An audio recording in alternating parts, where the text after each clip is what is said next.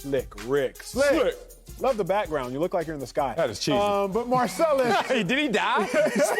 Slick is the ghost. Marcellus, you up first. What? You worried about LeBron James being fatigued? Oh, man.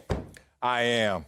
Now, I always want to make a difference and differentiate between fatigue, tiredness, exhaustion. Let's talk about this right now because when you talk about fatigued, we're talking about a temporary loss of power, as they say, the temporary loss to respond to certain stimuli, an attitude, an indifference. Yeah, I'm out the dictionary with this because I had coaches tell me this before. Because you ever see somebody like, I'm tired. And then coaches are like, nah, you might just be exhausted. You might be fatigued, which is a deeper way to look at the same word.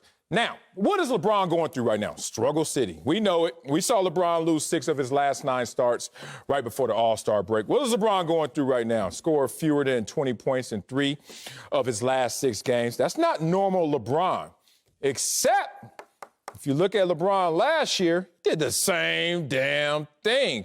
Right before the All-Star break, we saw LeBron James, 3-point percentage, 25% this year. Last year, 23%. You look at LeBron James in terms of what he's doing, plus or minus. Everything's being affected right around the midpoint of the season. Mr. Calculator, Mr. King, seems like he's running that same game plan that he ran last year. Now, last year, it worked to perfection. Why? He had AD with him. This year, AD's been in, but more out of the lineup. So when I talk about LeBron James and his fatigue, yeah, he's losing some of his powers right now. The court is shrunk. Everyone's focusing in on LeBron James. And he's like, man, I'm not going to swim against this current right here. I'm going to give you guys a little less because I can't give you guys any more. It'll be futile. But if you think that fatigued LeBron James is not going to wake up, respond to what comes forward when it comes playoff time, when AD comes back, that's where you are believing the wrong things. LeBron James fatigued right now? Yes, but he will change his tune going forward. I don't think he's fatigued, Sel. I'm going to use the word you said and give it a phrase. I think he's a calculated king. That's what it is. It's not the fatigued king. It's all about calculations. What did we realize last year, Slick? What did we realize last year, Sel? Seeding doesn't matter. The Lakers played their butts off all season last year to get the #1 seed, just to get to the NBA Finals and face a team that was the 5th seed out the East. The Lakers played their butts off all year last year. They said, we're not going to take any time off during the regular season. We going full throttle. That home seat advantage, it will mean something. Then you realize y'all just walking from the hotel to the court about 200 yards away. So why am I going to waste all my energy and effort during the regular season when it is all going to be in vain come the postseason? Because at this junction in time, it's apparent that the postseason will look a little bit different than traditional postseasons. I think LeBron's just fully calculated. And I also think LeBron has this mindset. Finally, LeBron, if you can't beat him, join him. KD, he missed 18 games thus far this year.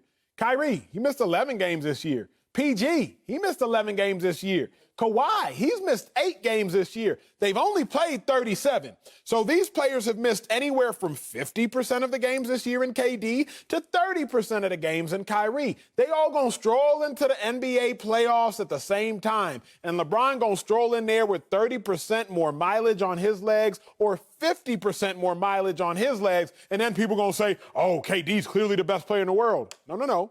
KD's clearly the most rested player in the world. LeBron James isn't fatigued. He's just a calculated kid. Hey, chill on that one, though, that last part. No, I am not worried that LeBron is fatigued. I'm not worried about anything because I don't have a dog in this fight. But if I'm a Lakers fan or like Acho, I'm a LeBron fan, no, I'm not worried that LeBron is fatigued. I'm worried that LeBron is 36 years old.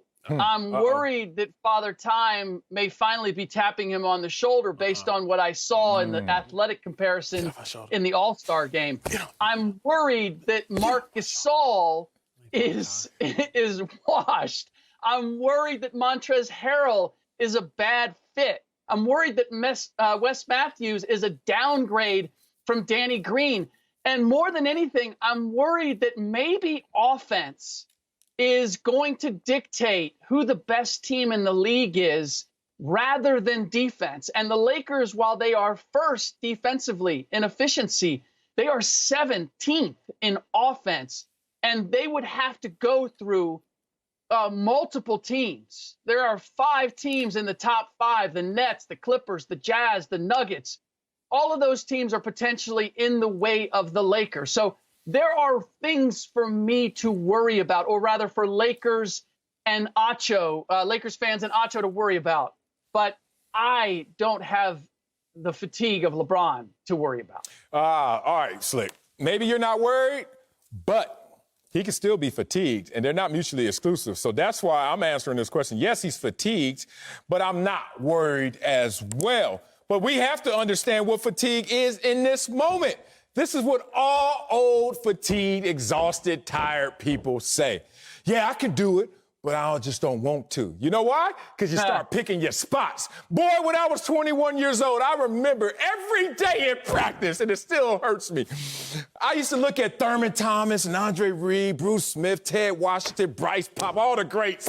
And they used to look back at me and be like, you need to slow your ass down. Because I was a energizer bunny every, because I was 21. Then I got a little older. And I started to realize what they were talking about. You start picking your spots. It starts in practice. You be like, yeah, I got that. No. You know I'm there, coach, chill. And then you get in the game. If you really watch the game, you start seeing them pick their spots as well, because all of a sudden you're running a different race in your head. You're in conservation mode. This is why LeBron James is exhausted right now, fatigued right now, because he has to pick his spots. Young LeBron James would have just throttled through all of this, with or without AD. And my last point is interesting for LeBron James and his mental calculation. The expectations are title or bust for this team because they're the champions. LeBron knows that when he came to L.A. year 1 without AD, he didn't win a damn thing. Got injured in the process. Then AD shows up and he wins it all. Now there's no AD. Come on, y'all. The ego of all athletes, let alone the king, is sitting there a little challenged like, let me show some people out there who I am and what this team is still as me being the engine. However, when you're exhausted, when you're old, when you're tired, whatever you want to call it, you start picking those spots and not taking advantage of those moments.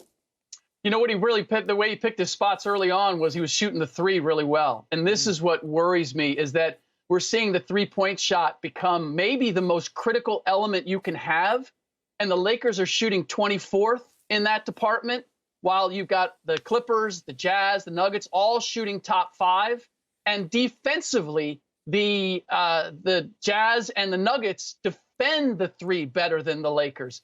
If LeBron's not shooting the 3 well and the Lakers collectively aren't, that's another element that we could see being a difference maker this year.